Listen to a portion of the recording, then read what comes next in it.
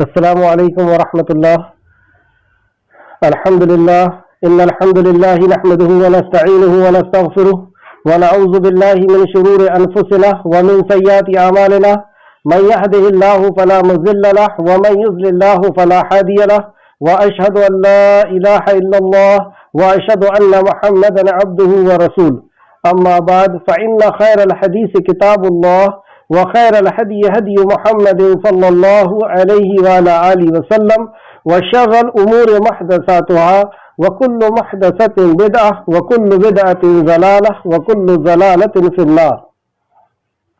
رب اشرح لي صدري ويسر لي أمري واحلل عقدة من لساني يفقهوا قولي. آمین یا رب العالمین۔ ہر قسم کی تعریف اللہ رب العزت کے لیے لائق اور زیبا ہے، جو ساری کائنات کا ایک و تنہا خالق، مالک، مربی اور منتظم ہے۔ درود و سلام ہو انبیاء اکرام پر، خصوصاً نبی مکرم رحمت للعالمین امام الانبیاء محمد صلی اللہ علیہ وسلم پر، آپ کے اہل بیت پر اور صحابہ اکرام پر۔ معزز سامعین اکرام، آج انشاءاللہ تعالی سورہ روم کی آیت نمبر 28 سے کلاس رہے گی۔ اللہ رب العزت سے دعا ہے کہ اللہ رب العزت ہمیں صحیح معنوں میں قرآن مقدس کو سمجھنے، اس میں غور و فکر کرنے، ایمان لانے اور عمل کرنے کی توفیق اور رفیق عطا فرمائے۔ آمین یا رب العالمین۔ اعوذ باللہ من الشیطان الرجیم۔ ضرب لکم مثلا من انفسکم هل لکم مما ملکت ایمانکم من شرکاء فیما رزقناکم فانتم فیہ سواء تخافونہم کخیفتکم انفسکم کذالک نفصل الآیات لقوم یعقلون۔ ضرب لکم، اللہ رب العزت یہاں پر ہمیں یا مشرکوں کو خود انہی میں سے ایک مثال بیان فرما رہا ہے۔ اس نے تمہارے لیے، یہاں تمہارے سے مراد مشرک ہیں، اللہ نے تمہارے لیے یعنی تمہیں سمجھانے کے لیے خود تمہی میں سے ایک مثال بیان کی، کیونکہ اللہ کے لیے کوئی مثال نہیں ہے۔ اس کے پہلے ہی آیت میں اس بات کی وضاحت کی گئی، آیت نمبر 27 میں آپ غور کریں، اس میں اللہ فرماتا ہے وَلَهُ الْمَثَلُ الْأَعْلَى فِي السَّمَاوَاتِ وَالْأَرْضِ، اور آسمان اور زمین میں اس کی صفات اعلیٰ ہے، اس کی صفت اعلیٰ ہے، اس کی صفت میں کسی کو شامل نہیں کیا جا سکتا۔ جیسے ابن عباس فرماتے ہیں کہ یہ اسی آیت کی مثل ہے جو آیت سورہ شعراء کی آیت نمبر 11 میں آیا تھا، لیسا کمثلہ شیء، کہ اس کے مثل کوئی نہیں۔ تو اللہ رب العزت کے لیے کوئی مثال نہیں دی جا سکتی، کیونکہ اللہ رب العزت کی مثل کوئی چیز نہیں، نہ اس کی ذات میں، نہ صفات میں، نہ اس کی عبادت میں، وہ اکیلا ہے، تنہا ہے۔ تو یہاں پہ اللہ نے فرمایا وَلَهُ الْمَثَلُ الْأَعْلَى فِي السَّمَاوَاتِ وَالْأَرْضِ، اور آسمان اور زمین میں اس کی صفات اعلیٰ ہے، وَهُوَ الْعَزِيزُ الْحَكِيمُ، اور وہی نہایت غالب خوب حکمت والا ہے۔ تو اللہ کے لیے مثال نہیں ہے، یہ انسان کے لیے مثال ہے اس کے سمجھنے کے اعتبار سے، اور اس میں بھی اللہ رب العزت نے انسان کی وہ سوچ جو اس نے خود ساختہ جہالت کی بنیاد پر، لا علم ہونے کی بنیاد پر، علم نہ ہونے کی بنیاد پر اس نے خود گڑھ لیا ہے، اس کے تعلق سے اللہ رب العزت نے اسے اگزامپل دے کر کے سمجھایا ہے، اور وہ اگزامپل اسی کی ذات میں سے ہے۔ اس نے تمہارے لیے خود تمہیں میں سے ایک مثال بیان کی ہے کہ ہم نے تمہیں جو رزق دیا ہے، جو زندگی گزارنے کا سامان اللہ رب العزت نے دیا ہے، جو دولت دی ہے، جو رزق دیا ہے، کیا اس میں جن کے تمہارے دائیں ہاتھ مالک ہیں، یعنی جو تمہارے نوکر چاکر ہیں، جن کے مالک ہو تم، یا غلام ہیں جن کے مالک ہو تم، تو تم ان کو اپنا شریک، ان میں سے شریک بنا لیتے ہو؟ کیا تم ان کو اپنے برابری کا بنا لیتے ہو؟ جیسے کہ کوئی نوکر ہے اور اس کو ہم نے اپنے بینک کے کھاتے میں اس کو شامل کر لیا ہے کہ تم بھی جتنا چاہو اتنا اس میں سے نکال سکتے ہو، خرچ کر سکتے ہو، یا دکان میں ہم نے اس کو شامل کر لیا ہے کہ دکان کے تم بھی مالک ہو اور ہم بھی مالک ہیں، گھر میں ہم نے اس کو شامل کر لیا ہے کہ تم گھر کے بھی مالک ہو اور دکان کے بھی مالک ہو۔ تو کیا ایسا ہوتا ہے کہ ہم اپنے نوکر کو اپنی ملکیت میں شامل کر لے، اپنی اولاد میں، اپنی بیوی میں، کسی میں شامل کرتے ہیں، تم ان سے ایسا ڈرتے ہو جیسے اپنے لوگوں سے، بلکہ تم ڈرتے ہو کہ وہ تمہارے برابری پہ نہ آ جائیں۔ اسی طرح ہم اپنی آیتیں لوگوں کے لیے کھول کھول کر بیان کرتے ہیں جو عقل رکھتے ہیں۔ یہ آیت موجودہ دور میں جو مسلم حضرات شرک کرتے ہیں ان کے تعلق سے بہت ہی واضح آیت ہے۔ اس کے پہلے والی کلاس میں اگر ہم غور کریں تو اللہ رب العزت نے وَمِنْ آیَاتِهِ اور اللہ کی نشانیوں کے تعلق سے انہوں نے بیان فرمایا کہ میری نشانی یہ ہے۔ وجود باری تعالیٰ کی دلائل کو اللہ رب العزت نے بتایا، اور ان نشانیوں کو جب ہم کسی بھی مشرک کے سامنے بیان کرتے ہیں تو وہ یہ کہنے پہ مجبور ہو جاتا ہے کہ ہم جن کی عبادت کرتے ہیں وہ ان میں سے کچھ نہیں کر سکتے، اور وہ قائل ہو جاتے ہیں توحید ربوبیت کے۔ پچھلی کلاس میں جو ہم نے پڑھا، جیسے آیت نمبر 20 میں اللہ نے فرمایا وَمِنْ آیَاتِهِ کہہ کر کے کہ اس کی نشانیوں میں سے یہ ہے کہ تمہیں اس نے مٹی سے پیدا کیا، تو اللہ کے علاوہ کیا کوئی اور ہے جو مٹی سے انسان کو بنا دے؟ پھر دوسرا آیت نمبر 21 میں اللہ نے فرمایا تمہارے ہی جنس میں سے تمہاری بیویاں بنائی، یعنی تمہاری ہی جاتی میں سے تمہاری بیویاں بنائی، جانور میں سے نہیں بنائی۔ کیا اللہ کے علاوہ کوئی اور ایسا کر سکتا ہے؟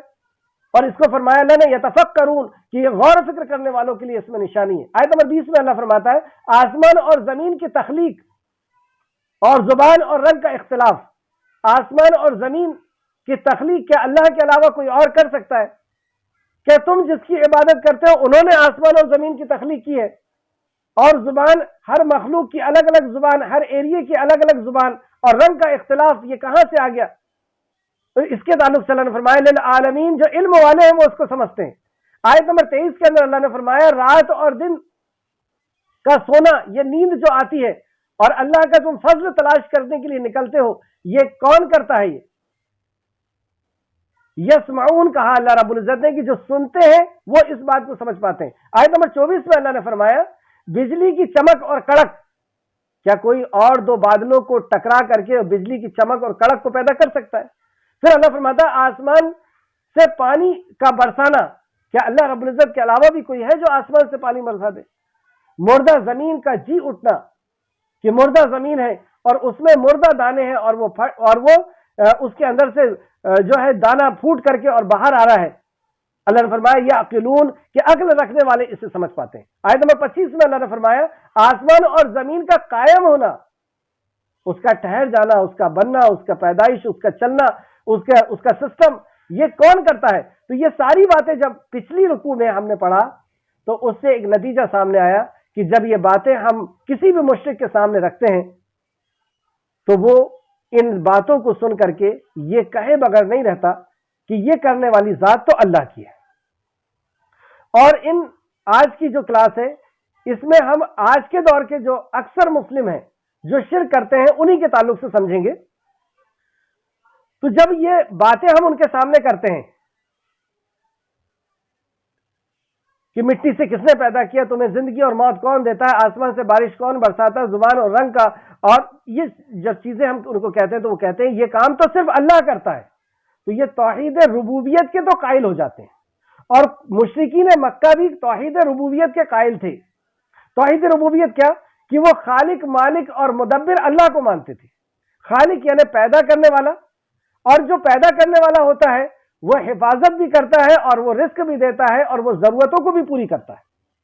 مالک یعنی مالک وہ ہے، اس نے پیدا کیا ہے ایک ایک ذرے کو، ذرے سے لے کر کے بلند آسمان تک، اور مدبر بھی وہی ہے، اسی کے پلان سے، اسی کے حکم سے یہ پوری کائنات چل رہی ہے۔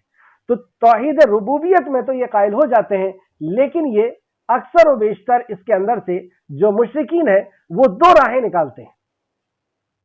اکثر اور بیشتر ان مشرکین میں سے یہ دو راہیں نکالتے ہیں۔ اس میں سے پہلی راہ یہ ہے کہ جہاں پہ انہوں نے مان لیا کہ رب اللہ ہے، وہی خالق، مالک، مدبر ہے، اب وہ یہ شرک کی یہ راستہ نکالتے ہیں کہ ہم اللہ کے نیک بندوں سے دعا اس لیے کرتے ہیں کہ وہ ہماری فریاد اللہ تک پہنچا دے۔ ہم ان کو اللہ نہیں مانتے، ہم ان کو خالق، مالک، رازق نہیں مانتے، ہم ان کو مدبر نہیں مانتے، تو پھر کیوں جاتے ہیں ان کے پاس؟ تو اس کا جواب یہ دیتے ہیں کہ ہم اللہ کے نیک بندوں سے دعا یعنی عبادت، دعا کا مطلب عبادت ہوتا ہے، ہم ان سے دعا عبادت اس لیے کرتے ہیں کہ وہ ہماری فریاد اللہ تک پہنچا دیں، کیونکہ ہم گنہگار ہیں تو وہ ہماری فریاد اللہ تک پہنچا دیں۔ اس کا جواب اللہ رب العزت نے یہ دیا سورہ یونس آیت نمبر 18، اور وہ اللہ کے سوا ایسی چیزوں کی عبادت کرتے ہیں، اللہ کے سوا ایسی چیزوں کی مطلب اللہ کے علاوہ وہ جس کی بھی عبادت کرتے ہیں، جس سے بھی دعا کرتے ہیں، جو انہیں نہ نقصان دیتی ہے اور نہ نفع دیتی ہے۔ کوئی نفع نہیں دیتی کہ یہ اللہ تک فریاد اگر پہنچا دیں گے تو یہ نفع ہے، لیکن اللہ نے کیا فرمایا سورہ یونس آیت نمبر 18 کے اندر کہ وہ کوئی نفع نہیں دیتے، اور وہ کہتے ہیں، مطلب مشرکین کیا کہتے ہیں اس کو اللہ نقل کرتا ہے، اور وہ کہتے ہیں کہ یہ اللہ کے یہاں ہمارے سفارشی ہے، یعنی ہماری سفارش اللہ تک پہنچاتے ہیں۔ اے نبی مکرم صلی اللہ علیہ وسلم کہہ دیجئے، کیا تم اللہ کو اس چیز کی خبر دیتے ہو جس کا آسمانوں میں نہیں جانتا، جسے اللہ آسمانوں میں نہیں جانتا اور زمین میں؟ وہ پاک ہے، مطلب وہ جو شرک کرتے ہیں اللہ رب العزت کو ساتھ جو شریک کرتے ہیں، اللہ پاک ہے، بلند ہے ان سے جس کو وہ شریک ٹھہراتے ہیں۔ یہاں پہ بھی اللہ نے کہا کہ یہ شرک ہے، اور یہ جو شریک ٹھہراتے ہیں اللہ رب العزت اس سے پاک ہے۔ تو ایک راستہ تو یہ ہے کہ ہم ان کے پاس اس لیے جاتے ہیں کہ وہ ہماری فریاد اللہ تک پہنچا دیں، ہم ان کو اللہ نہیں مانتے۔ اس ضمن کی اور بھی آیتیں آپ لکھ لیجئے، سورہ نمبر 39 آیت نمبر 3، سورہ نمبر 17 بنی اسرائیل، سورہ نمبر 17 آیت نمبر 56 اور 57، 56 اور 57، سورہ نمبر 18 آیت نمبر 102، سورہ نمبر 22 آیت نمبر 12، 13 اور 62، 62، سورہ نمبر 23 آیت نمبر 117، سورہ نمبر 29 آیت نمبر 41، 41۔ یہ تو اس کی دلیلیں آپ کو مل جائیں گی۔ دوسرا شرک جس سے جو ہماری آج کی کلاس سے تعلق رکھتا ہے وہ ان کا یہ عقیدہ، اور اسے بہت غور سے سنیں کیونکہ اکثر مشرکوں کی زبان سے آپ یہی بات سنیں گے، ان کا یہ عقیدہ اور یہ باطل اور مشرک عقیدہ کہ کچھ خاص لوگوں کو اللہ نے اپنا شریک بنا لیا ہے، کچھ خاص لوگوں کو، کچھ نیک لوگوں کو اللہ نے اپنا شریک بنا لیا ہے، ان کے ذریعے، ان کے معرفت، ان کے ذریعے اللہ لوگوں کی مشکلوں کو دور کرتا ہے اور ان کی ضرورتوں کو پوری کرتا ہے۔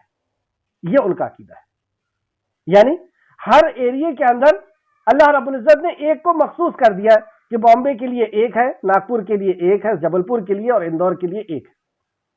کوئی پانی گرانے والا ہے، کوئی اولاد دینے والا ہے، کوئی فصل کو اگانے والا ہے۔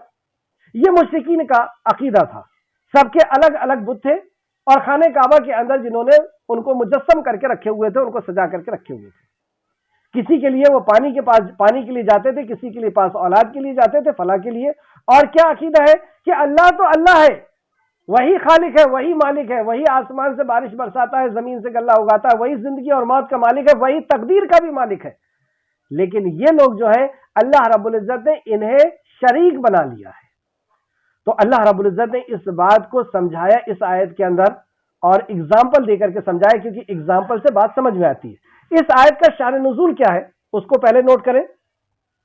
تفسیر ابن کثیر جلد نمبر 4 صفحہ نمبر 634 ہے 634۔ امام طبرانی رحمت اللہ علیہ نے حضرت ابن عباس رضی اللہ عنہ سے روایت کیا ہے کہ مشرکین تلبیہ اس طرح پڑھا کرتے تھے۔ تلبیہ یعنی جو عمرہ اور حج کے دوران میں جو تلبیہ پڑھا جاتا ہے وہ مشرکین کیسے پڑھتے تھے؟ لبیک اللہم لبیک، لبیک لا شریک لک الا شریکا ہوا لک تملک وما ملک۔ حاضر ہوں، لبیک یعنی حاضر ہوں، اے اللہ میں حاضر ہوں، میں حاضر ہوں، تیرا کوئی شریک نہیں سوائے اس کے جسے تو نے اپنا شریک بنا لیا۔ استغفر اللہ، تیرا کوئی شریک نہیں ہے لیکن اسے جسے تو نے شریک بنا لیا، یعنی اللہ نے شریک بنا لیا ہے، اور اللہ رب العزت نے انہیں اختیار دے دیا ہے کسی کو دولت دینے کا، کسی کو بارش دینے کا، کسی کو اولاد دینے کا، کسی کو خوشیاں دینے کا، کسی کو غم دینے کا۔ تو اللہ تو نے جسے شریک ٹھہرا لیا ہے اس کے علاوہ تیرا کوئی شریک نہیں، یہ کہہ رہے ہیں۔ اور آج بھی مشرکین کے یہی الفاظ ہوتے ہیں کہ اللہ رب العزت ہی دیتا ہے، لیکن ان کے ذریعے سے دیتا ہے، انہیں اللہ رب العزت نے اختیار و پاور دے دیا ہے۔ دیتا تو اللہ ہی ہے اولاد، لیکن ان کے ذریعے سے دیتا ہے، اللہ انہیں دیتا ہے، یہ ہمیں دیتے۔ یہی سیم مشرکین مکہ بھی کہتے تھے، لبیک حاضر ہوں، اللہم لبیک، اے اللہ میں حاضر ہوں، لبیک لا شریک لکا، تیرا کوئی شریک نہیں ہے، الا شریکا، مگر اس کے جیسے تو نے شریک کر لیا ہے۔ سیم یہی بات آپ کو آج بھی مشرکوں کے اندر ملے گی، جیسے تو نے اپنا شریک کر لیا، تو ہی اس کا مالک ہے اور اس کا بھی جس کا وہ مالک ہے۔ دیکھیے یہی عقیدہ ان کا بھی ہوتا ہے کہ اصل تو دینے والا اللہ ہے، وہی مالک ہے، اس کا بھی مالک وہی ہے، اس کا بھی مالک وہی ہے، یہ بھی اللہ سے مانگتا ہے اور اللہ ہی دینے والا۔ اس کے جواب میں اللہ تعالیٰ نے یہ آیت نازل فرمائی، هل لکم مما ملکت ایمانکم من شرکاء فی ما رزقناکم فانتم فیہ سواء تخافونہم کخیفتکم انفسکم۔ بھلا جن، یہی والی آیت جو ہے اللہ رب العزت نے پھر یہ آیت نازل فرمائی۔ اب اس آیت کو سنیے تو یہ بات پوری کلیئر ہوگی۔ اس نے تمہارے لیے خود تمہیں میں سے ایک مثال بیان کی، ایک اگزامپل بیان کیا، جو تمہارا یہ عقیدہ ہے کہ اللہ رب العزت نے انہیں طے کر دیا اور ان کے ذریعے سے اللہ رب العزت تم تک یہ رزق کو پہنچاتا ہے، تو اللہ رب العزت تمہیں میں سے ایک اگزامپل دے کر کے تمہیں سمجھاتا ہے کہ ہم نے تمہیں جو رزق دیا ہے، اللہ رب العزت نے جو زندگی گزارنے کا سامان تم کو دیا ہے، جو دولت تم کو دی ہے، کیا اس میں جن کے تمہارے دائیں ہاتھ مالک ہیں، مطلب تمہارے جو مالک، تم جن کے مالک ہو، جو تمہارے نوکر ہیں، جو تمہارے غلام ہیں، تم مالک ہو سکتے ہیں، شریک ہو سکتے ہیں کہ تم اس میں برابر ہو جاؤ؟ کیا تم ایسا کرتے ہو کہ اپنی ملکیت میں تم ان کو شریک کر لیتے ہو؟ اپنے گھر کی ملکیت میں، اپنے بینک کی ملکیت میں، اپنے دکان کی ملکیت میں کیا تم ان کو شامل کر لیتے ہو؟ اپنے بیوی اور بچوں میں کیا تم ان کو شامل کر لیتے ہو؟ بلکہ تم تو اس سے ایسا ڈرتے ہو جیسے اپنے لوگوں سے ڈرا کرتے ہیں۔ جیسے انسان سمجھتا ہے نا کہ میرے سے آگے کوئی نہ بڑھ جائے یا میرے جیسا کوئی نہ ہو جائے، تو تم اپنے لیے کسی کو شریک نہیں کرتے ہو اپنی ملکیت کی چیزوں میں، تو پھر اللہ رب العزت کے لیے تصور تم نے کیسے بنا لیا کہ اللہ رب العزت نے اپنی ملکیت میں کسی کو، اور جبکہ یہ عیب ہے کہ اللہ رب العزت یہ سارے کام نہیں کر سکتا، اس لیے وہ کسی سے کرا رہا ہے، نعوذ باللہ۔ اسی طرح ہم اپنی آیتیں لوگوں کے لیے کھول کھول کر بیان کرتے ہیں جو عقل رکھتے ہیں۔ اب تھوڑا عقل سے تو کام لو کہ کیوں اللہ رب العزت اس کے ماتحت ہوگا، اسے کیوں دے گا اللہ رب العزت؟ کیا اللہ رب العزت اتنی طاقت نہیں رکھتا کہ سارے انسان کی ایک بات سن سکے، ایک بار میں سن سکے اور اس کی ضرورت کو پوری کر سکے؟ چلو انسانوں کے لیے آپ نے یہ تصور کر لیا ہے کہ یہ لوگ جو ہے یہ انسانوں کی ضرورت کو پوری کرتے ہیں، ایریا وائز یہ لوگ بٹے ہوئے ہیں، تو جانوروں کے لیے کون ہے؟ جانوروں کی ضرورت کون پوری کر رہا ہے؟ ان کے لیے بھی کیا کوئی ہے؟ تو یہ عقل اگر رکھے تو یہ بات سمجھ میں آ جائے گی۔ اب اللہ رب العزت ان کے تعلق سے آگے فرماتا ہے آیت نمبر 29، بلکہ جن لوگوں نے ظلم کیا، یہ ظلم ہے، یہ شرک ہے، یہاں ظلم سے مراد شرک ہے، بلکہ جن لوگوں نے ظلم کیا، شرک کیا، انہوں نے بغیر علم کے اپنی خواہشات کی پیروی کی ہے۔ یہ ان کی خواہش ہے، یہ علم نہیں ہے۔ پتہ یہ چلا کہ حق جو ہے وہ علم کے ساتھ ہے، مشرک علم کے ساتھ نہیں ہوتے، وہ اپنی خواہشات کی بنیاد پر چلتے ہیں۔ بل اتبع الذین ظلموا اہواءہم بغیر علم، وہ بغیر علم کے، اور علم کیا ہے؟ علم ہے اللہ کے کلام کا علم، علم ہے اللہ کی وحی کا علم، حدیث کا علم، علم ہے۔ یہ پہلے ہی اس تعلق سے آیت گزر چکی ہے۔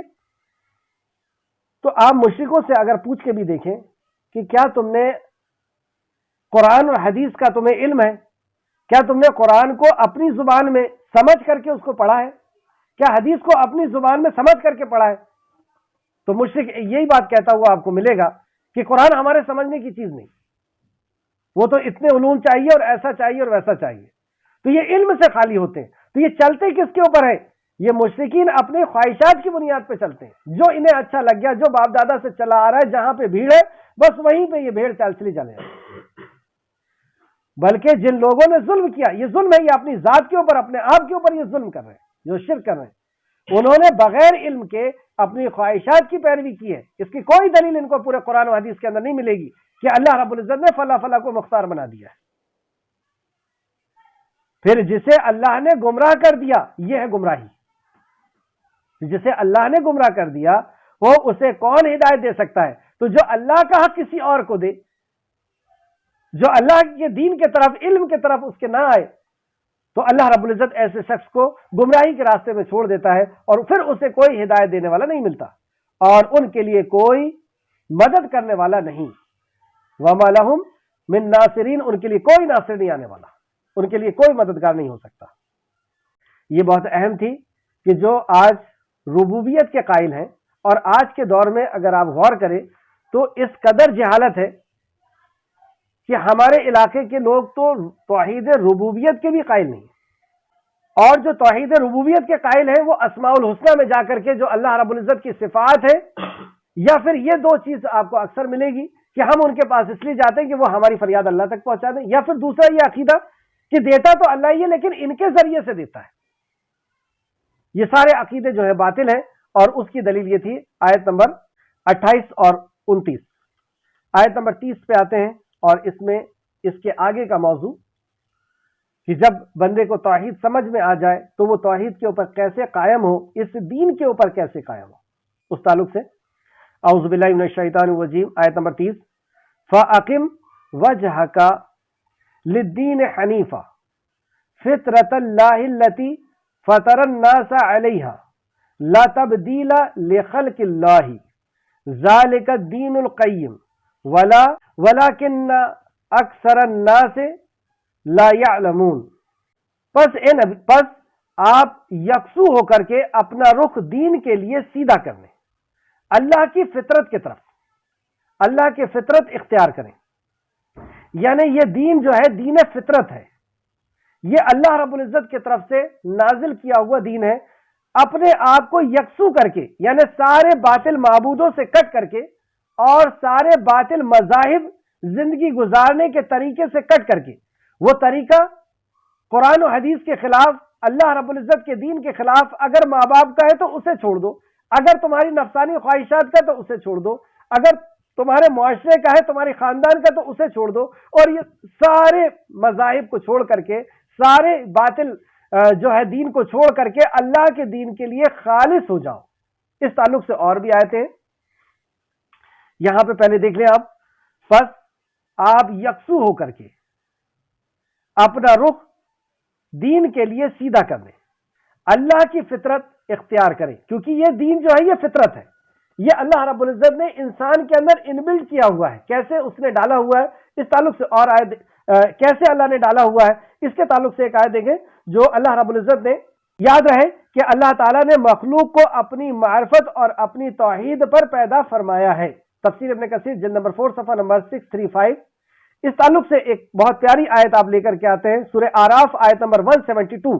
وَأَشْهَدَهُمْ عَلَىٰ أَنفُسِهِمْ، اللہ رب العزت نے شہادت لی، أَلَسْتُ بِرَبِّكُمْ، یعنی اللہ رب العزت نے آدم علیہ السلام کی پشت سے ساری روحوں کو نکالا، ہم سب کی روحوں کو اللہ رب العزت نے عالم ارواح میں نکالا، روحوں کے جہان میں۔ اب آدم علیہ السلام کی پشت سے اللہ ہر چیز پر قادر ہے، اور ہم سے خود شہادت لیا اللہ نے، انہیں خود ان کو اوپر گواہ ٹھہرایا، ہمارے اوپر ہم کو ہی گواہ ٹھہرایا، اور ہم سے کیا پوچھا، الستُ بربکم، کیا میں تمہارا رب نہیں، کیا میں تمہارا پالنہار نہیں، کیا میں تمہارے پیدا کرنے والا، تمہاری ضرورت پوری کرنے والا، تمہاری حفاظت کرنے والا نہیں، کیا رب نہیں ہوں میں تمہارا؟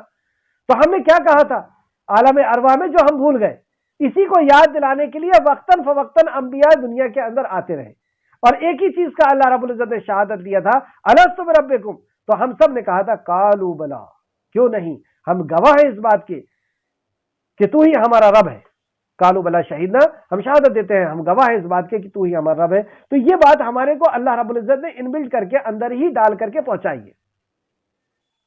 اس تعلق سے ایک اور حدیث جو امام مسلم نے روایت کیا ہے، مسلم شریف حدیث نمبر 2865، نبی کریم صلی اللہ علیہ وسلم نے فرمایا بلا شبہ میں نے اپنے بندے کو دین حنیف پر پیدا کیا، یعنی اس دین پہ ہی اللہ رب العزت نے انسان کو پیدا کیا ہے، اس فطرت پہ ہی، اس توحید پر ہی پیدا کیا۔ شیطان ان کے پاس آیا، پھر انہیں ان کے دین سے ہٹا دیا، شیطان آیا اور پھر انہیں وہ زندگی گزارنے کے طریقے سے ہٹا دیا۔ اب کیسے ہٹا دیا اس تعلق سے بھی آگے حدیث آ رہی ہے۔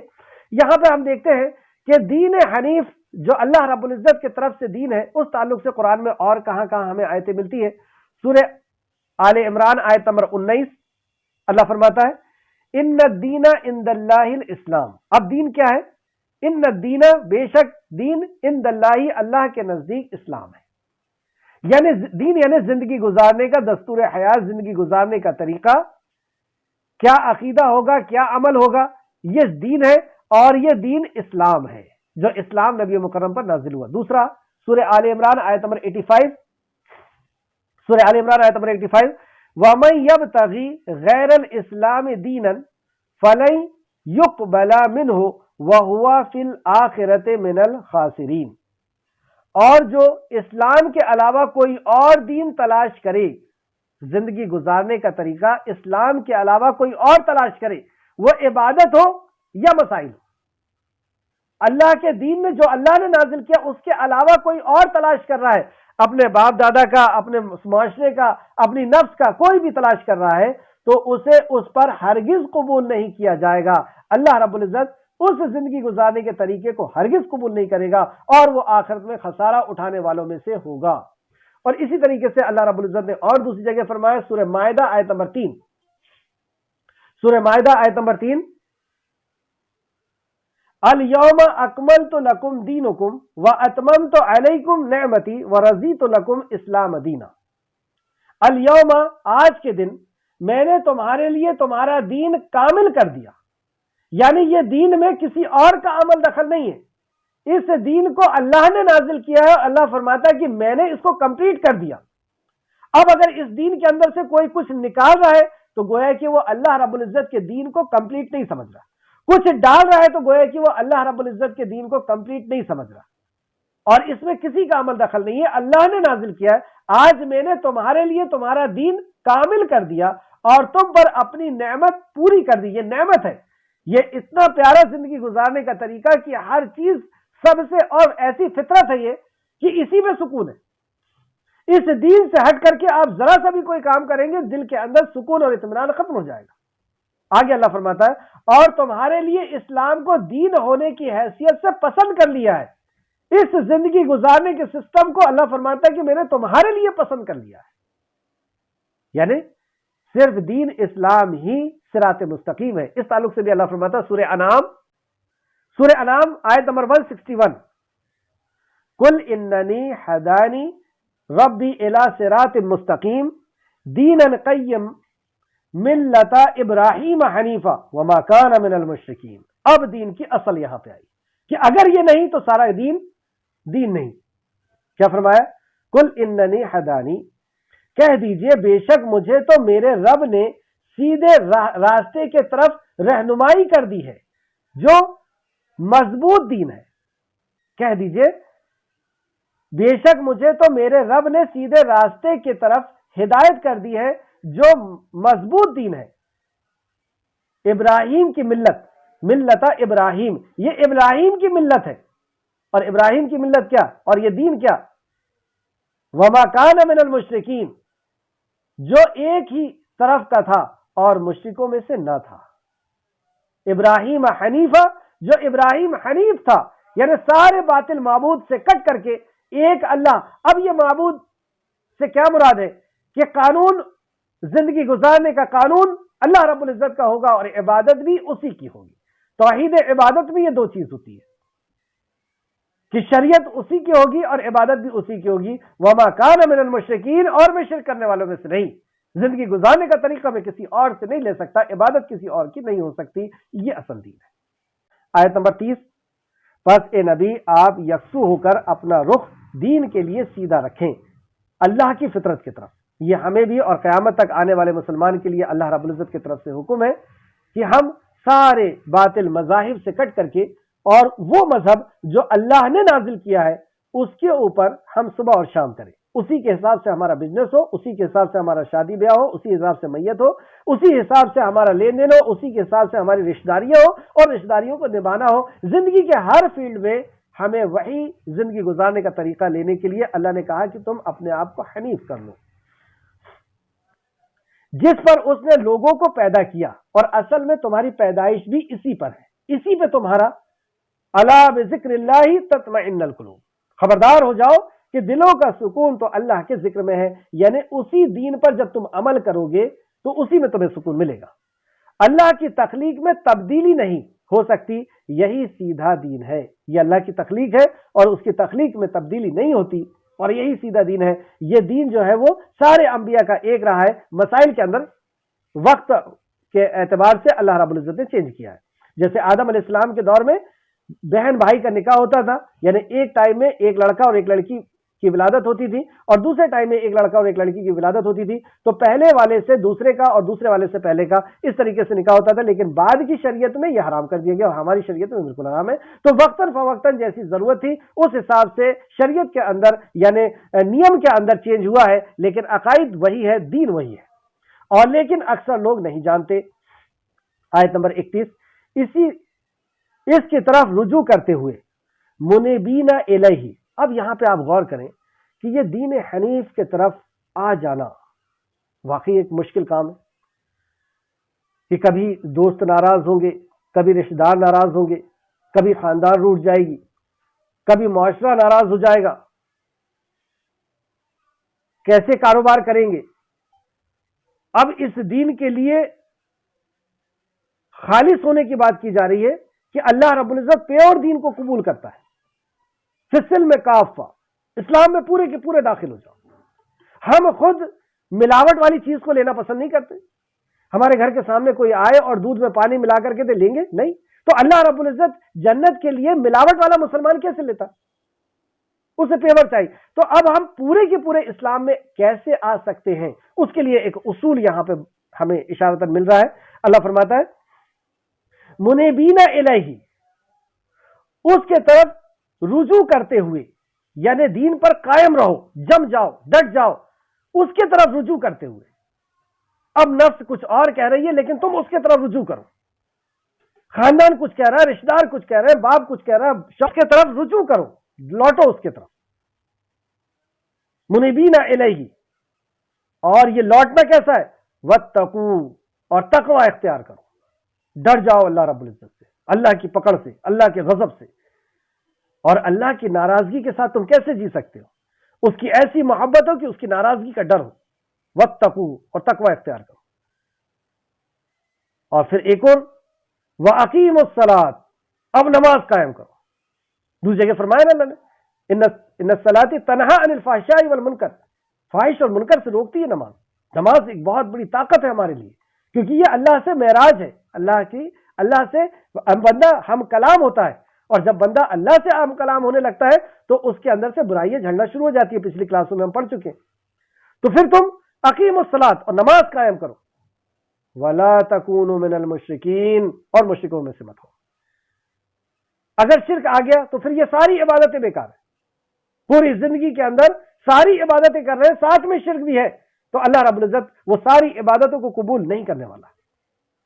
سورہ توبہ آیت نمبر 3 کے اندر آپ دیکھ سکتے ہیں، اور بھی کئی جگہ اللہ نے فرمایا کہ شرک کے ساتھ کوئی بھی عبادت اللہ رب العزت قبول نہیں کرتا ہے۔ تو یہاں پہ جو فرمایا اللہ رب العزت نے صلاۃ، تو صلاۃ کے تعلق سے آپ دیکھیں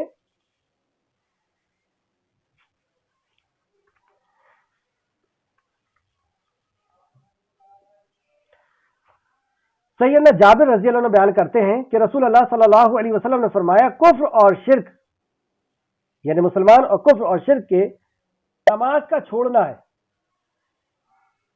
کفر اور شرک اور بندے کے درمیان نماز کا چھوڑ دینا ہی فرق ہے۔ اگر نماز نکل گئی زندگی سے تو انسان پھر کفر اور شرک میں جا کر کے مل جائے گا۔ یہ مسلم شریف کی حدیث ہے، حدیث نمبر 82 نمبر کی۔ اس طریقے سے ایک اور حدیث جو امام ترمذی نے لے کر کے آئے، سیدنا ابو ہریرہ رضی اللہ عنہ بیان کرتے ہیں کہ رسول اللہ صلی اللہ علیہ وسلم نے فرمایا ہمارے اور کافر کے درمیان عہد نماز ہے۔ عہد جو تھا آپس میں، باؤنڈیشن جو تھا وہ نماز ہے،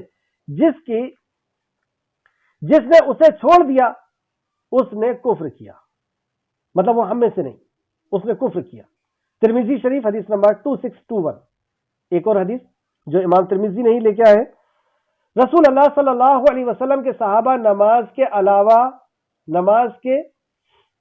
علاوہ اعمال میں سے کسی چیز کو چھوڑنا کفر نہیں سمجھتے تھے۔ ترمذی شریف حدیث نمبر 2622۔ تو بہرحال آیت نمبر 30 کے اندر اللہ رب العزت نے فرمایا کہ دین جو ہے زندگی گزارنے کا طریقہ، اور اگر اس کو اس ضمن میں ہم دیکھیں کہ سورہ روم تو مکی ہے، تو مکہ کے اندر دین کیا تھا؟ مکہ کے اندر تو کوئی بھی نیم نہیں تھے، سارے نیم جو ہے وہ مدینہ میں جا کر کے فرض ہوئے۔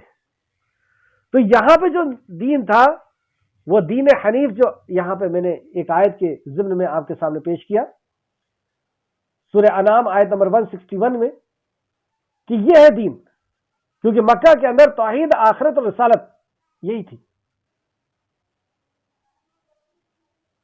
اس دین کے اندر کیسے قائم رہیں گے یا پوری زندگی گزارنے کا طریقہ، ایسا نہیں کہ ہماری اگر توحید صحیح ہو گئی ہے تو پھر کچھ بھی ہم کر سکتے ہیں، حرام اور حلال کی ہمیں تمیز رکھنا ہوگا، بدعات کی بھی ہمیں تمیز رکھنی ہوگی۔ توحید تو صرف انٹر ہے کہ اگر توحید ہے تو اب آپ کی نیکیاں قبول ہونا شروع ہوگی، اب نیکیوں کی بھی تو ضرورت ہے۔ تو اس کے لیے کیسے قائم رہا جا سکتا ہے؟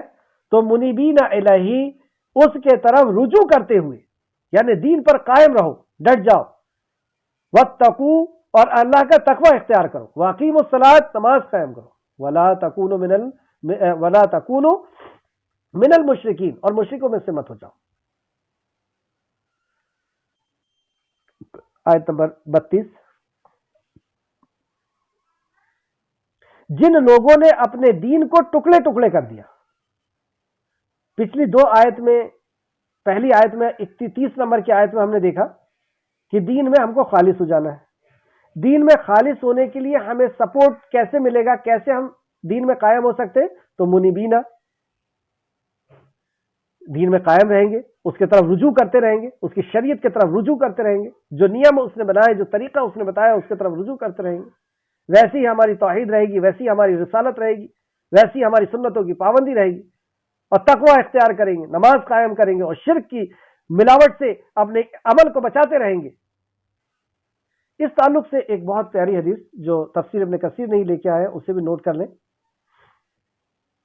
جلد نمبر 4 صفحہ نمبر 637۔ حضرت عمر کا حضرت معاذ بن جبل رضی اللہ عنہ کے پاس سے گزر ہوا تو آپ نے ان سے پوچھا کہ اس امت کو راہ راست پر رکھنے کے لیے کیا معیار ہے، یعنی دین پر قائم کیسے رکھا جا سکتا ہے، ہم کیسے دین پر قائم رہ سکتے ہیں؟ کتنا پیارا سوال کیا آپ نے، اور سوال کرنے والے کون ہیں؟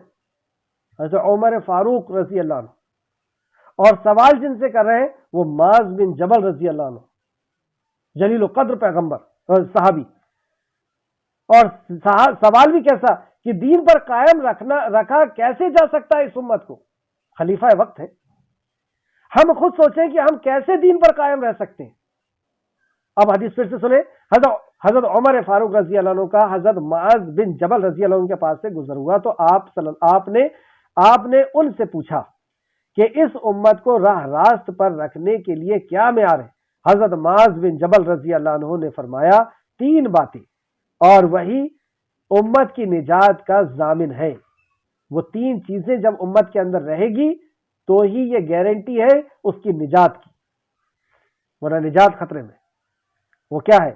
نمبر 1 اخلاص، اور یہی وہ فطرت ہے جس فطرت پہ اللہ نے انسان کو پیدا کیا۔ اخلاص، اور یہی وہ فطرت ہے۔ اور پھر آپ نے یہ آیت تلاوت فرمائی۔ اخلاص کا کیا مطلب ہوتا ہے؟ صرف اللہ کی عبادت، صرف اللہ کے لیے، صرف اللہ کی عبادت، صرف اللہ کی رضا کے لیے، دکھاوے کے لیے، فلاں کے لیے، فلاں کے لیے نہیں۔ تو اخلاص اور یہی وہ دین فطرت ہے۔ پھر آپ نے یہ آیت پڑھی، فطرت اللہ التی فطر الناس علیہا لا تبدیل لخلق اللہ ذالک الدین القیم، اللہ کی فطرت جس پر اللہ تعالی نے لوگوں کو پیدا فرمایا ہے، یہ پہلا پوائنٹ. دوسرا نماز اور یہی ملت ہے. دوسرا آپ نے فرمایا نماز اور یہی ملت ہے. تیسرا اطاعت اور یہی عظمت ہے. اطاعت اللہ کی اطاعت، اللہ کے نبی کی، پھر خلیفہ کی، امیر کی، پھر ہم جس کے بھی ماتحت ہیں جو بھی ہمارے امیر ہیں ان کی اطاعت، اللہ اور اللہ کے نبی کے اکارڈنگ، ان کے خلاف نہیں. حضرت عمر نے یہ جواب سن کر فرمایا آپ نے بالکل سچ کہا. کس نے تصدیق کی؟ عمر فاروق نے تصدیق کی، آپ نے سچ کہا. تفسیر الطبری کے حوالے سے تفسیر ابن کثیر نے اس کو لے کر کے آئے ہیں. تفسیر الطبری جلد نمبر 21 صفحہ نمبر 48 تفسیر ابن کثیر جلد نمبر 4 صفحہ نمبر 637. چلیے یہ چیز اگر ہمارے اندر ہوگی، امت کے اندر ہوگی، تو ہی وہ صراط مستقیم پر رہ سکتا ہے. ہم صراط مستقیم پر رہ سکتے ہیں.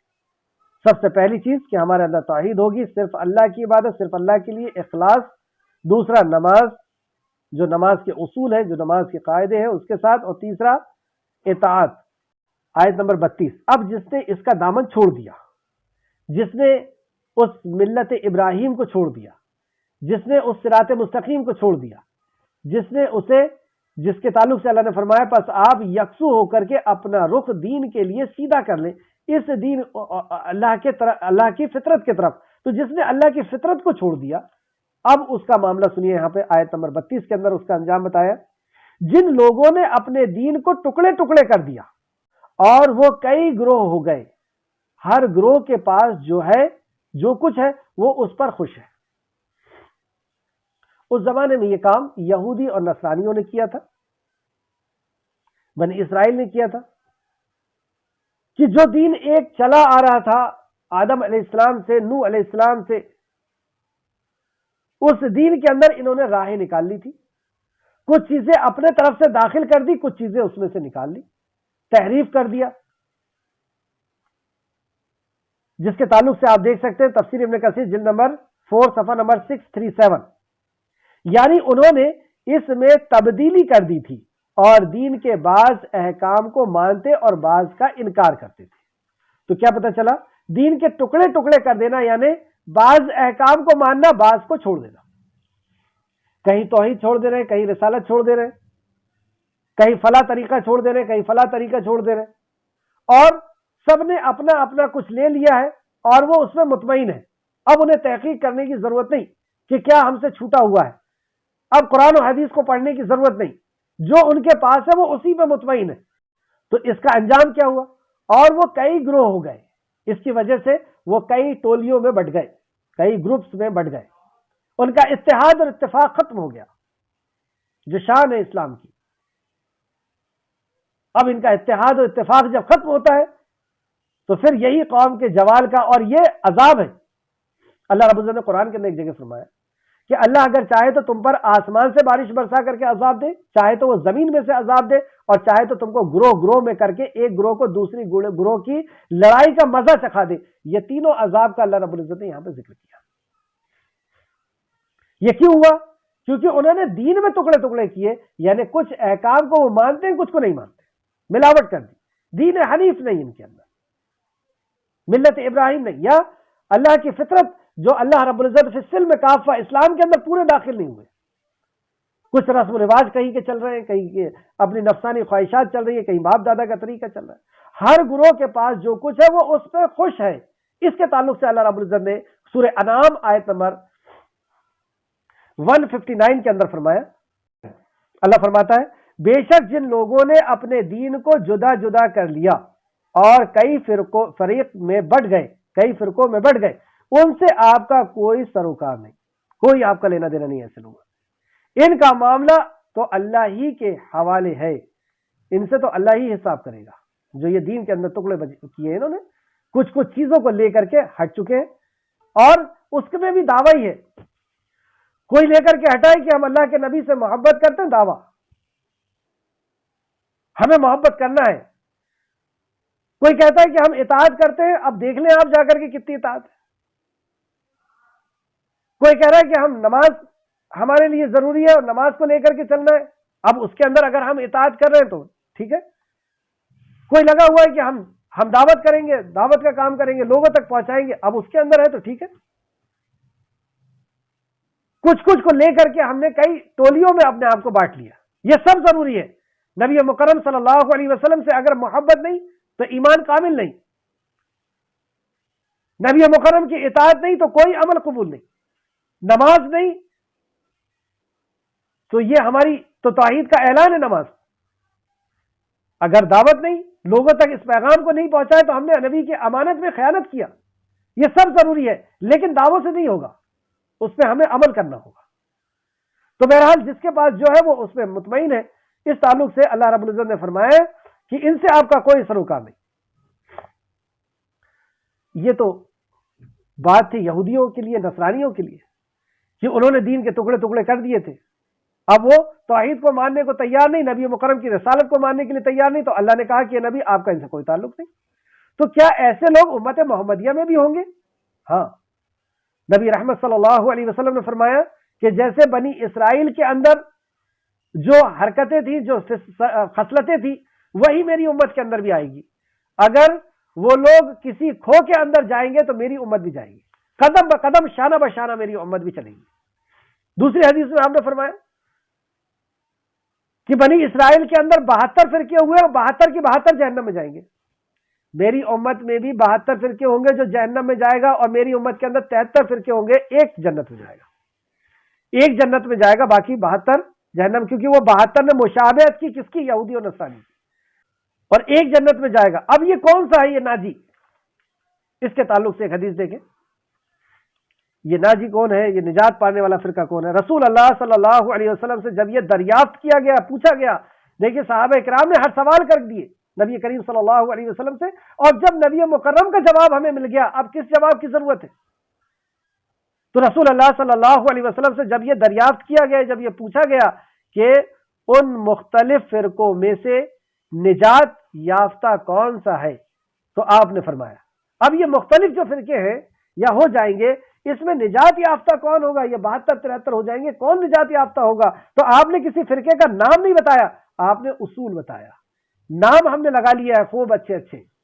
میں نے بھی اپنے نام کے سامنے بہت اچھا لگا لیا ہوں کہ میں اس فرقے کو جو ہے بلانگ کرنے والا ہوں، اس فرقے کے اوپر عمل کرنے والا ہوں، اس طریقے سے چلنے والا ہوں. لیکن جب چلوں گا تب ہوگا، جب ویسا ایمان ہوگا، ویسا اخلاص ہوگا، ویسا علم ہوگا، تب جا کر کے ویسی معاملہ بنے گا. نام رکھنے سے نہیں ہوگا. تو آپ نے کیا فرمایا؟ ما انا علیہ یوم و اصحابی. وہ آپ نے فرمایا جس پر آج میں اور میرے صحابہ ہیں. اس حدیث میں کتنی گہرائی ہے، آپ غور کریں.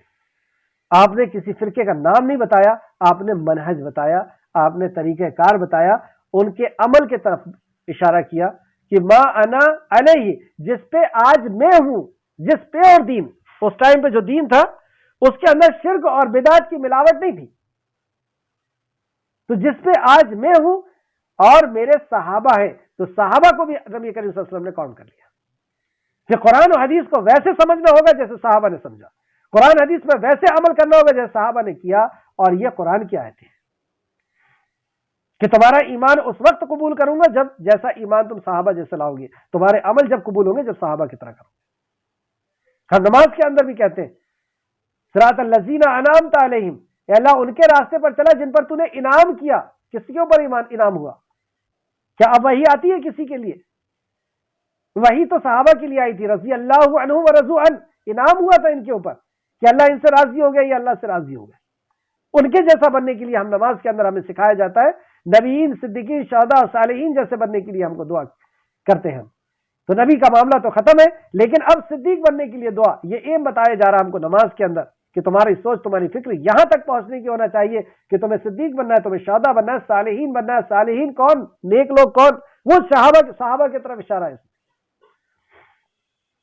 کہ انعام یافتہ. اللہ رب العزت نے رضی اللہ عنہ ورضوا عنہ کا خطاب دیا تھا ان کو. تو یہ حدیث جو میں نے آپ کو بتایا منہج والی، یہ ہے مستدرک حاکم جلد نمبر 1 حدیث نمبر 129. جامع ترمذی شریف میں آپ کو بہت جلدی مل جائے گی 2641. مستدرک حاکم ہر کسی کے پاس نہیں ہوتی ہے. ترمذی 2641. سلسلۃ الصحیح، ناصر الدین البانی نے اپنی سلسلۃ الصحیح میں جلد نمبر 1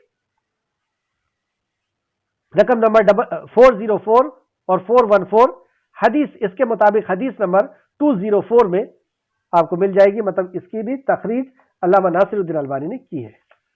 آیت نمبر 32 کو ایک بار پھر سے ریپیٹ کرتے ہیں۔ جن لوگوں نے اپنے دین کو ٹکڑے ٹکڑے کر دیا، ٹکڑے ٹکڑے کر دیا سے مراد بعض احکام کو مانتے ہیں اور بعض کا انکار کرتے ہیں، جیسا کہ تفسیر میں لکھا ہوا ہے، یعنی انہوں نے اس میں تبدیلی کر دی تھی اور دین کے بعض احکام کو مانتے اور بعض کا انکار کرتے تھے، اور وہ کئی گروہ ہو گئے۔ تو اس کا نتیجہ ان کو کیا ملا، اس کا رزلٹ کیا آیا کہ وہ ٹکڑے ٹکڑے میں بٹ گئے، ان کا اتحاد اور اتفاق ختم ہو گیا، ان کی شان ختم ہو گئی۔ ہر گروہ کے پاس جو کچھ تھا وہ اس پہ مطمئن تھا، کیونکہ پہلے ہی ٹکڑے کر دیا اس نے خود ہی۔ اللہ ہم سب کو محفوظ رکھے اور دین پہ پورے کے پورے عمل کرنے کی ہمیں توفیق دے، جیسا کہ آیت نمبر 30 میں بتایا گیا کہ پس آپ یکسو ہو کر کے اپنا رخ دین کے لیے سیدھا رکھیں، اللہ کی فطرت کی طرف۔ آیت نمبر 33، اور جب لوگوں کو کوئی تکلیف پہنچتی ہے، اب یہاں پہ دیکھیں آپ کہ ایک توحید میں رہتے ہوئے شخص شرک میں کیسے آ جاتا ہے۔ اللہ ہم کو محفوظ رکھے، آمین یا رب العالمین۔ اور جب لوگوں کو کوئی تکلیف پہنچتی ہے تو وہ اپنے رب کے طرف رجوع کرتے ہوئے اسی کو پکارتا ہے، رب کے طرف رجوع کرتے ہوئے صرف اسی کو پکار رہا ہو، یعنی یہ توحید پر ہے۔ پھر جب وہ اپنے طرف سے انہیں رحمت کا مزہ چکھاتا ہے، مطلب اللہ رب العزت اب اس کی مصیبتوں اور پریشانیوں کو جب دور کر دیتا ہے، اللہ کی رحمت اس کے شامل حال ہو جاتی ہے، مزہ چکھاتا ہے، تو ان میں سے کچھ لوگ اپنے رب کے ساتھ شرک کرنے لگتے ہیں۔ اب وہ شریک کر دیا اللہ رب العزت نے جب اس کے اوپر مصیبت تھی تو اللہ رب العزت کو تو پکارا تھا، لیکن جب نعمت مل گئی تو اس نعمت کا کریڈٹ اس نے یا تو اپنی طاقت کے اوپر، ڈگری کے اوپر، یا اپنے پیر و مرشد کے اوپر، یا اپنے دیوی دیو یا کسی کے اوپر بھی اس نے اس کریڈٹ کو کسی اور کو دے دیا۔ تو اپنے رب کے ساتھ اس نے کسی اور کو شریک کر دیا کہ یہ مصیبت فلاں نے دور کیا ہے، یہ ضرورت فلاں نے دور کیا ہے، یا میرے ہاتھ نے کیا ہے، یا میری ڈگری نے کیا ہے، یا میری دکان نے کیا ہے، یا فلاں نے کیا ہے، یہ وہ چلا گیا شرک میں۔ اللہ ہم کو محفوظ رکھے۔ دیکھیے ایسے باریک باریک چیزیں بھی اللہ رب العزت نے قرآن کے اندر سے ہمیں بتا دیا کہ یہ ہے رب کو ایک تسلیم کرنے کا مطلب، اللہ رب العزت کو واحد تسلیم کرنے کا مطلب جو ہم کہتے ہیں نا اشہد اللہ الہ الا اللہ۔ آیت نمبر 34، تاکہ وہ اس چیز یعنی نعمت کی ناشکری کرے، تو یہ نعمت کی ناشکری ہے جو ہم نے انہیں دی ہے، کہ اللہ نے دیا ہے لیکن اس کا شکر وہ کسی اور کو ادا کر رہا ہے، کسی اور کو اس کا کریڈٹ دے رہا ہے، تو تم فائدہ اٹھا لو۔ تو اللہ رب العزت ایسے شخص سے کہتا ہے کہ ٹھیک ہے تم فائدہ اٹھا لو، پھر جلد تم جان لو گے تم نے اللہ کی نعمت کا حق کسی اور کو دیا ہے، تم جلد جان لو گے۔ کب تک جیو گے؟ کب تک اس نعمت کا فائدہ اٹھاؤ گے؟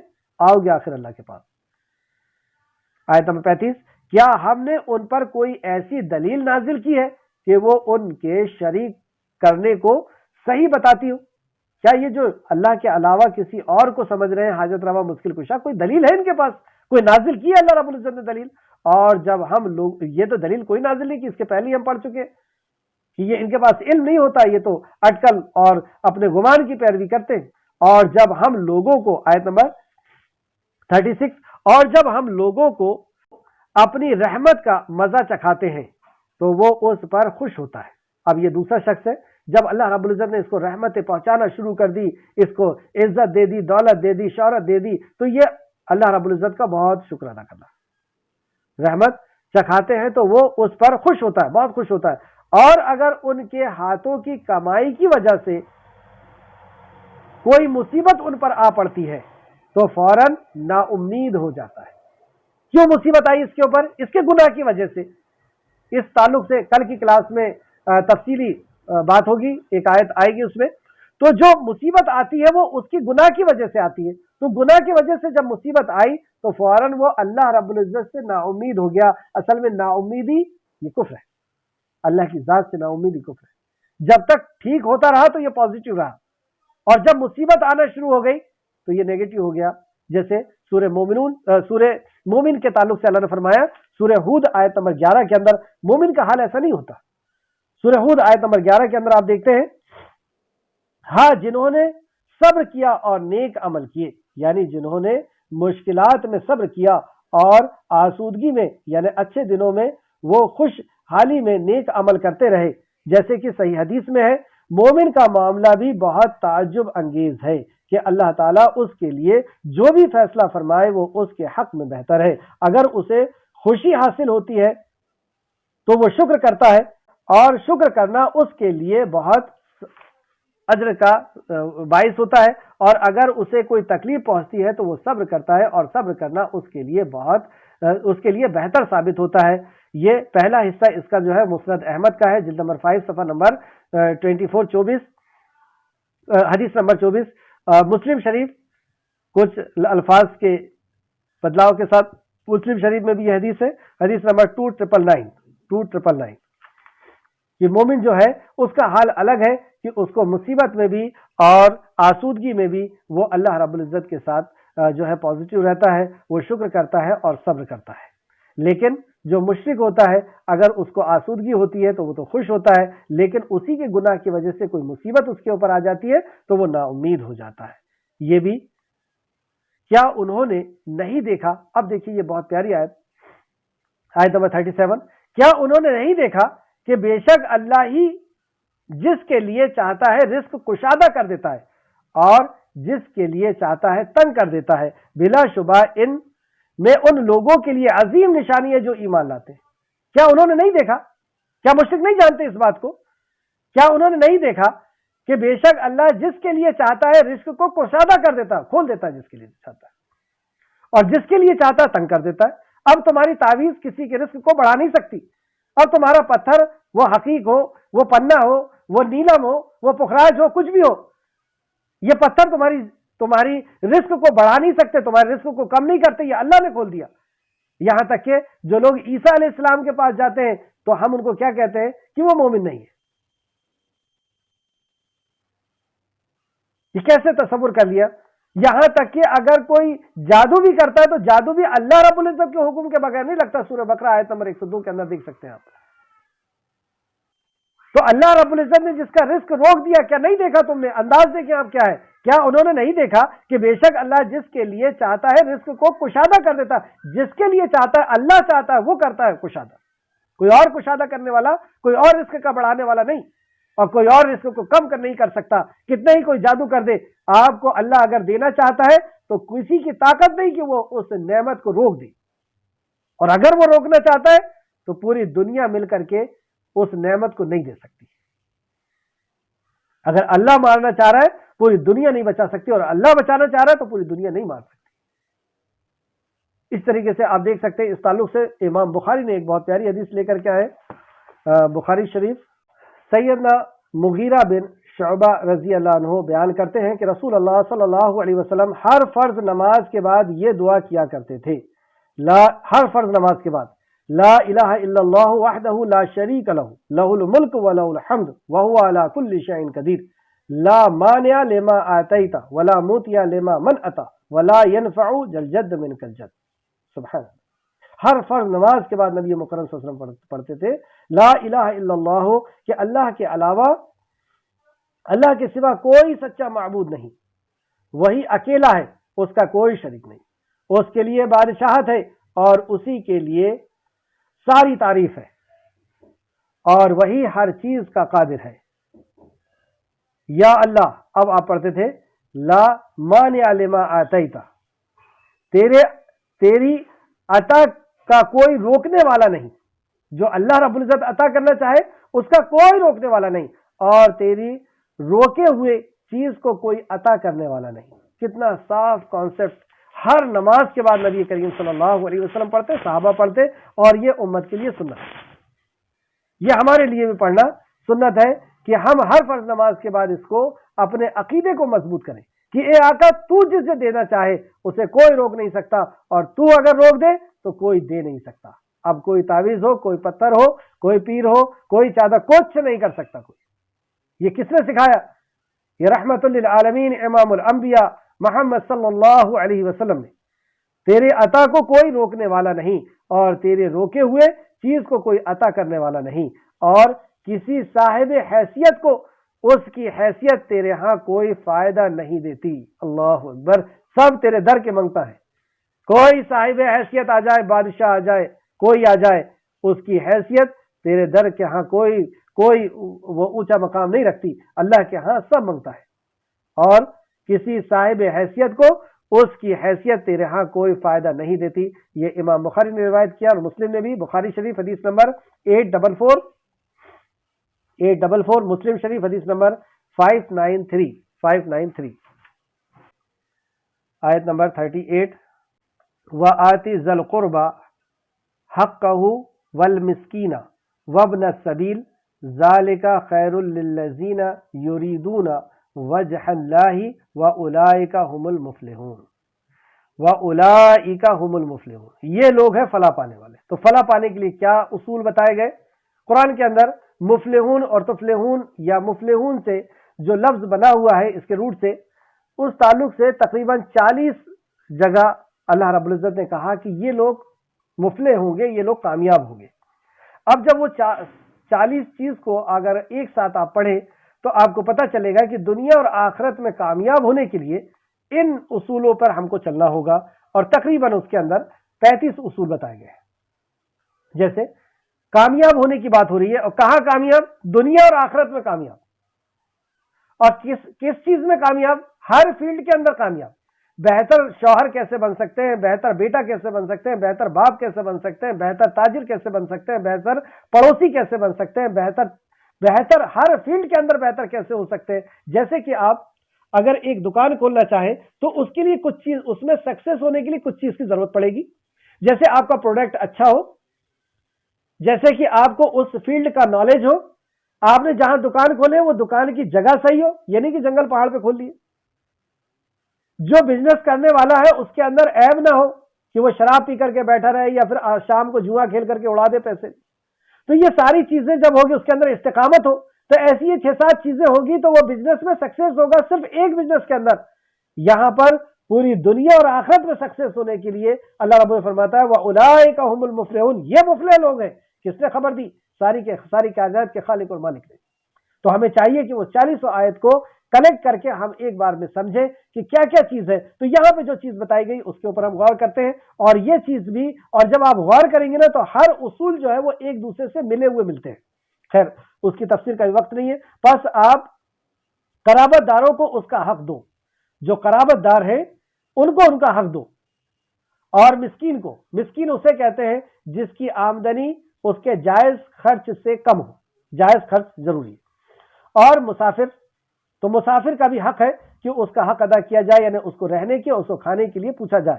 یہ ان لوگوں کے لیے بہت بہتر ہے جو اللہ کا چہرہ چاہتے ہیں۔ اگر اللہ کا چہرہ چاہتے ہو، اللہ کی دیدار چاہتے ہو، اللہ سے ملاقات چاہتے ہو، اللہ آخرت کا یقین ہے تمہیں، تو تمہیں پھر یہ کرنا ہوگا۔ اور یہی لوگ فلاح پانے والے ہیں۔ تو یہ لوگ جو ہے اللہ رب العزت کے ہاں فلاح پائیں گے، جو اللہ رب العزت کی رضا کے لیے، اس کے اخلاص کے لیے یہ اس طریقے سے خرچ کرتے ہیں۔ اس تعلق سے صرف 1-2 حدیث دیکھ لیں۔ سیدنا انس رضی اللہ عنہ بیان کرتے ہیں کہ رسول اللہ صلی اللہ علیہ وسلم نے فرمایا، جو شخص یہ چاہتا ہے کہ اس کے رزق میں کشادگی ہو، ہم سب چاہتے ہیں نا کہ ہمارے رزق بڑھ جائے، رزق میں کشادگی ہو جائے، اور اس کی عمر دراز ہو جائے، اس کی عمر بڑھ جائے۔ عمر بڑھنے سے مراد اس کی عمر میں برکت ہو جائے۔ تو جو یہ چاہتا ہے کہ اس کے مال میں کشادگی ہو جائے، اس کے رزق میں کشادگی ہو جائے، اس کی عمر بڑھ جائے، تو وہ صلہ رحمی کرے۔ اللہ، صلہ رحمی یہ چیز ہے، انسانیت کے اوپر رحم کرنا، لوگوں کے اوپر رحم کرنا، صلہ رحم کرنا، صلہ رحم کا کرنا۔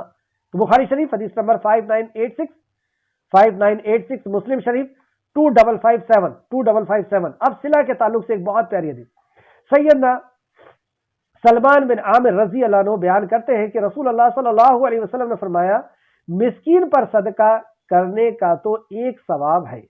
اگر کوئی مسکین مل گیا، اس کو آپ صدقہ کر رہے ہیں تو ایک ثواب ہے، یعنی صرف صدقے کا ثواب ہے، جبکہ رشتہ دار پر صدقہ کرنے کا دوہرا ثواب ہے۔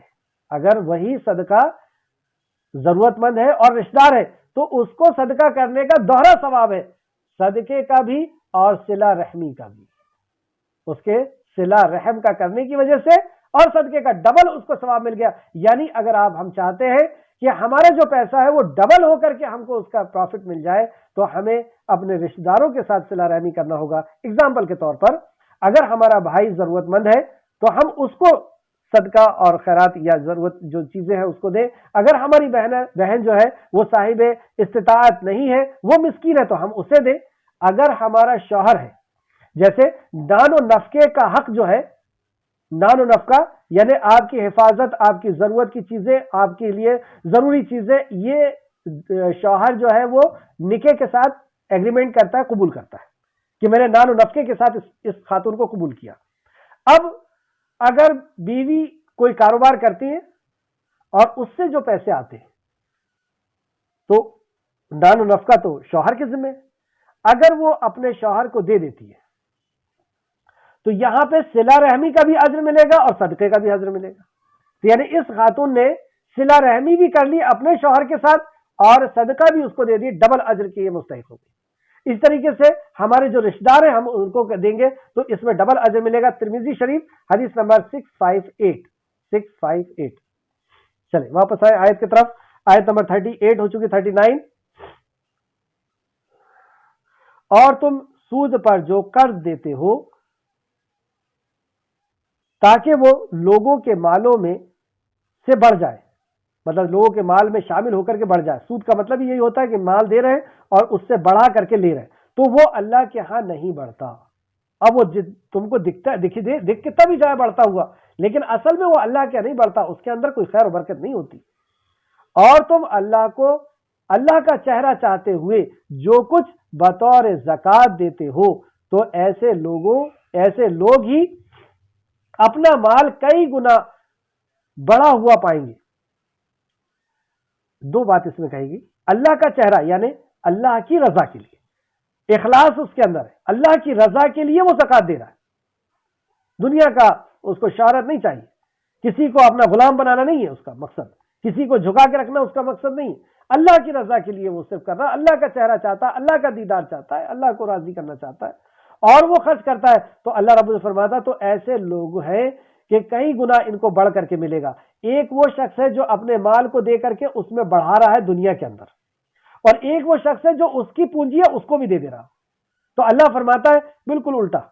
اللہ فرماتا ہے وہ برباد ہوگا اور یہ کئی گنا بڑا ہوا پائے گا. جیسے آپ دیکھ سکتے ہیں سورہ بقرہ آیت نمبر 261 کے اندر، سورہ بقرہ آیت نمبر 261 کے اندر اللہ فرماتا ہے ان لوگوں کی مثال، ان لوگوں کی اگزامپل جو اپنے مال اللہ کے راستے میں خرچ کرتے ہیں، ایک دانے کی مثال کی طرح ہے جس نے 7 خوشے اگائے، یعنی 7 بالیاں. ایک دانہ ڈالا اس سے 7 بالی نکلی، ہر خوشے میں ہر بالی میں 100 دانے. ایک دانے سے 7 بالی اور ہر بالی میں 100 دانے، یعنی کتنا ہوگا 700 دانے. اور اللہ جس کے لیے چاہتا ہے بڑھا دیتا، مطلب جس کے لیے اللہ چاہے گا یہ 700 سے بھی بڑھا دے گا. یعنی اللہ کے ہاں 1 روپے خرچ کریں گے تو 700 ملے گا، 1000 خرچ کریں گے تو 700,000 ملے گا. 1 خرچ کریں گے تو 700، 1000 خرچ کریں گے تو 700,000. اللہ اکبر. اور اللہ جس کو چاہے گا بڑھا دے گا اور اللہ وسعت والا اور خوب اچھا جاننے والا ہے. اس تعلق سے ایک حدیث سیدنا ابو ہریرہ رضی اللہ عنہ بیان کرتے ہیں کہ رسول اللہ صلی اللہ علیہ وسلم نے فرمایا جو شخص حلال کمائی سے 1 کھجور کے برابر بھی صدقہ کرتا ہے اللہ تعالی حلال کمائی ہی کو قبول کرتا ہے. یہ بھی بات کلیئر ہو گئی کہ حلال کمائی ہی کو قبول کرتا ہے، اور حلال کمائی سے صرف کتنا 1 کھجور صدقہ کرتا ہے تو اللہ تعالیٰ اس کو اپنے دائیں ہاتھ پر قبول کرتا ہے، پھر صدقہ دینے والے کے لیے اس کو پالتا ہے. اب وہ صدقہ جس نے اس کو غریب کو دیا ہے لیکن اللہ نے اسے قبول کر لیا اور اللہ رب العزت اب اس 1 دانے کو پال رہا ہے، یعنی اس 1 روپے کو آپ کے پال رہا ہے یا تھوڑے سے پیسے کو پال رہا ہے. جیسے تم کیسے پالتا ہے؟ جیسے تم میں سے کوئی اپنے بچڑے کو یعنی اونٹ کے بچے کو یا گھوڑے کے بچے کو پالتا ہے یہاں تک کہ وہ صدقہ پہاڑ کے برابر ہو جاتا ہے. یہاں تک اللہ رب العزت اس حلال کمائی اور صرف اللہ کی رضا کے لیے ایک تھوڑا سا خرچ کرنا بھی اللہ رب العزت جب اس کو عطا کرے گا تو پہاڑ کے برابر بنا کے کرے گا. بخاری شریف حدیث نمبر 1410 مسلم شریف حدیث نمبر 1014 اسی کا الٹا کر لیں گے. واپس آیت کی طرف، تو ایسے لوگ ہیں اپنا مال کئی گنا بڑھانے والے ہیں. تو ایسے لوگ اپنا مال بڑھانے والے ہیں، اور برباد کرنے والا کون ہے؟ جو بیاج پہ پیسے چلاتا ہے. آیت نمبر 40 اور آخری آیت، اللہ الذی خلقکم ثم رزقکم ثم یمیتکم ثم یحییکم هل من شرکائکم من یفعل من ذالکم من شیء سبحانہ وتعالی عما یشرکون. اللہ، مطلب یہ دونوں رکوع یا 3 رکوع کو اگر آپ ملائیں تو ایسا لگ رہا ہے کہ جیسے وہ سب کا یہ نچوڑ نتیجہ یہاں پر آ رہا ہے. اللہ الذی خلقکم، اللہ وہ ذات ہے جس نے تمہیں پیدا کیا. اللہ ہے وہ. اللہ اپنی معرفت کرا رہا ہے، اپنی پہچان کرا رہا ہے، اپنے رب ہونے کی دلیل پیش کر رہا ہے. اللہ وہ ذات ہے جس نے تمہیں پیدا کیا، پھر اس نے تمہیں رزق دیا. کیا کوئی دے سکتا ہے رزق؟ کہ کوئی اور پیدا کر سکتا ہے؟ پھر وہی تمہیں مارے گا. کیا کوئی اور مار سکتا ہے؟ پھر وہی تمہیں زندہ کرے گا. کیا اور کوئی زندہ کر سکتا ہے؟ کیا تمہارے شریک میں سے کوئی ہے جو ان میں سے کچھ کر سکیں؟ ان میں سے کچھ کر سکتا ہے؟ کوئی تمہارا شریک ہے ایسا؟ کس قدر باریکی کے ساتھ اللہ رب العزت توحید کے مسائل کو سمجھاتا ہے. اللہ ان کے شرک ٹھہرانے سے پاک اور اعلیٰ ہے. اللہ رب العزت ان کے شریک ٹھہرانے سے پاک اور اعلیٰ ہے. جو یہ شریک ٹھہراتے ہیں کہ کسی کو پیدا کرنے والا سمجھتے ہیں، کسی کو رزق دینے والا سمجھتے ہیں، کسی کو مارنے والا سمجھتے ہیں، کسی کو زندہ کرنے والا سمجھتے ہیں. اللہ رب العزت نے یہ فرمایا، کیا تمہارے شریکوں میں سے کوئی ہے جو ان میں سے کچھ کر سکے؟ کیا دیں گے کوئی جواب؟ کوئی جواب نہیں دے گا. سب یہی کہیں گے کہ وہی ہے جو آسمان کے اوپر ہے، وہی اللہ ہے. اللہ ان شریک ٹھہرانے سے پاک ہے اور اعلیٰ ہے. اس کی آیت کی تفسیر میں چند آیتیں آپ نوٹ کر لیں اور اس کو ضرور پڑھیے گا. سورہ فرقان آیت نمبر 3، سورہ یونس آیت نمبر 31 سورہ عنکبوت آیت نمبر 60، سورہ عمران آیت نمبر 145، سورہ آل عمران آیت نمبر 145 145، سورہ قاف آیت نمبر 43 43.